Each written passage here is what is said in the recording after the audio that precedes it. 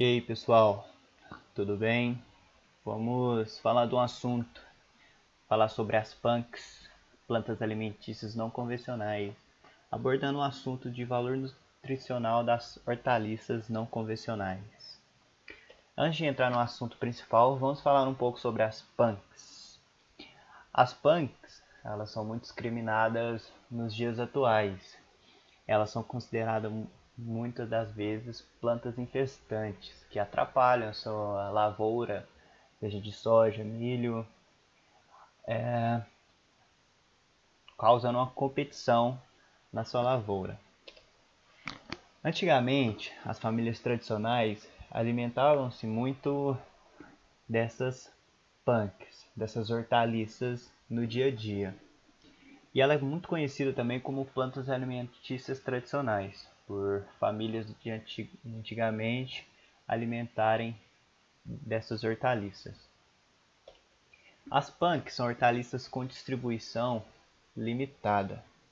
O que quer dizer? Que elas são restritas a determinadas localidades ou regiões.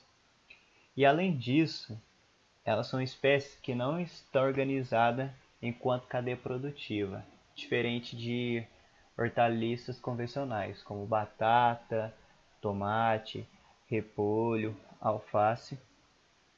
E com isso, o interesse comercial por parte das empresas sobre as punk, empresas como semente, fertilizante ou agroquímico, são bem baixos, pois não há um comércio em cima delas. Então, as empresas é um má negócio, né, aos olhos deles, né? As punks são divididas em três grupos. O primeiro que vamos falar é sobre as punks flores barra folhas, que vocês se alimentam das flores e folhas. Vamos falar, aqui temos uns poucos exemplos, não são todos, porque são inúmeros. Vamos de exemplo: palmeirão de árvore, azedinho, beldroega, abertalha, a capuchinha, caruru, jambu, ora pronovis e peixinho. Coloquei uma tabela aqui, caso você queira plantar em sua casa, no seu canteirinho de horta, uma instrução básica para o plantio. Peguei alguns exemplos de punks. Aí temos a parte que tem que ser plantada, o modo de plantio, o espaçamento e quanto tempo depois vai estar pronto para a colheita dessas plantas. O segundo grupo são as punks de raízes, rizomas e tubérculos, que é a araruta, o iame, jacatupé e mangarito. Coloquei também umas instruções básicas para o plantio aqui de raízes, rizomas e tubérculos, abordando os mesmos tópicos do que a tabela anterior das folhas e flores. E terceira e última, não menos importante, punks frutos, que você se alimenta dos frutos dessas plantas. Alguns exemplos é o chuchu de vento, cubil, jurubeba, maxixe e muricato. Aqui também coloquei uma tabela para você poder plantar na sua casa. Dá um pause no vídeo, vou deixar um pouco mais tempo aqui também para vocês verem mais ou menos. Agora vamos abordar o nosso assunto, os aspectos nutricionais. As hortaliças em geral, tanto as convencionais e não convencionais, são indispensáveis na alimentação do dia a dia, pois elas são ricas em vitaminas, sais minerais e fibras, muito importante para regular as funções do corpo e tratamento de doenças. Vamos falar também alguns benefícios de hortaliças convencionais ou não convencionais. Elas são leves e de fácil digestão, auxiliam na saciedade, fornecendo poucas calorias, são ricos em fibras e auxiliam no bom funcionamento do intestino. e contém carboidratos, sais minerais, vitaminas e águas, que são nutrientes importantes para o bom funcionamento do organismo. Aqui trouxe uma tabela das hortaliças não convencionais, só que do grupo de folhas e flores, comparando com a couve. É uma tabela de análise química em 100 gramas. Aí temos lá no final a couve, comparando com as não convencionais na parte de cima. Aqui coloquei a continuação da tabela com as mesmas espécies da tabela anterior, comparando agora diferentes tópicos da tabela, comparando com a couve. Na tabela 2, trouxe a composição nutricional das hortaliças, só que agora da parte de frutos, comparando com o chuchu, que é a hortaliça convencional, comparando entre elas os valores nutricionais. E na tabela 2,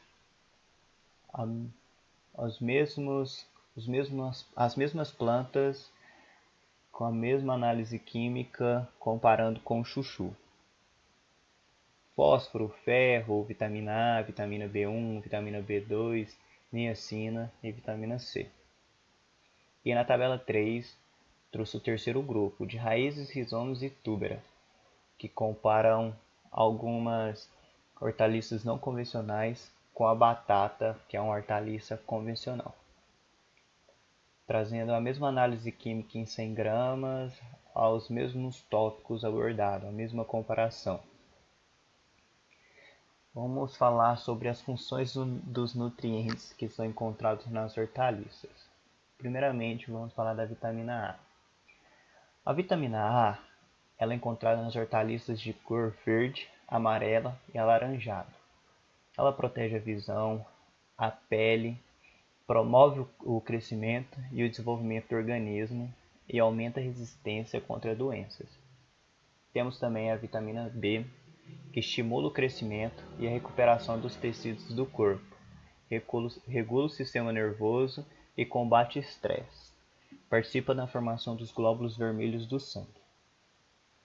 Também a vitamina C, que é encontrada principalmente nas hortaliças folhosas, que estimula o crescimento, a recuperação dos tecidos, regula o sistema nervoso, combate o estresse, fortalece as defesas do organismo e ajuda na cicatrização e auxilia na absorção do ferro.